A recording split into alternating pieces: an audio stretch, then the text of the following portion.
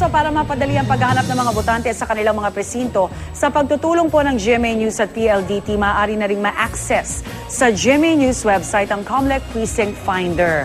Papakita namin sa inyo yan. Mag-log on lang po sa website ng GMA News Online na www.gmanetwork.com/news. At sa itaas, no, na kanang bahagi makikita itong COMELEC Precinct Finder. Ito yung kanyang icon. Dito, i-click lang po ito at dadaling kayo dito sa page na ito. Ita-type nyo ang inyong buong pangalan, ang inyong birthday. Lahat ng may mga asterisk po, kailangan na punan natin ang impormasyon. So, first name, middle name, last name, tapos yung month ng inyong birthday. Of course, yung araw, pati yung taon kung kailan kayo ipinanganak. At syempre, no, matapos po nga malagay yung mga mahalagang impormasyong yan, i-click lang natin yung search button at dadali na kayo sa impormasyon tungkol sa inyo.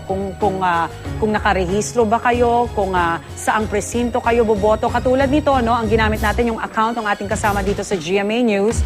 Lumalabas nandito yung kanyang polling center sa Libis Elementary School, pati yung precinct number para dire-diretso niya ang pagpunta niya doon sa presinto at hindi na maabala pa sa kakahanap doon sa mga nakapaskil na papel, no, pagdating sa polling precinct. Ito po ay guide, mga kapuso, no, para mas mapabilis yung inyong pagboto ngayong araw na ito.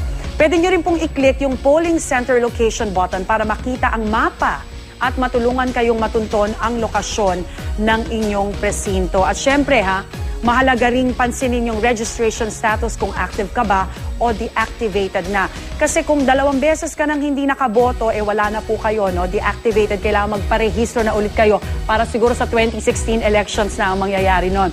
Gayon din po yung remarks kung may mga kailangan ka pang gawin sa iyong registration sa COMELEC para makaboto. Paalala po, ang datos na ilalagay sa Precinct Finder form ay dapat tugma sa nakatala sa COMELEC.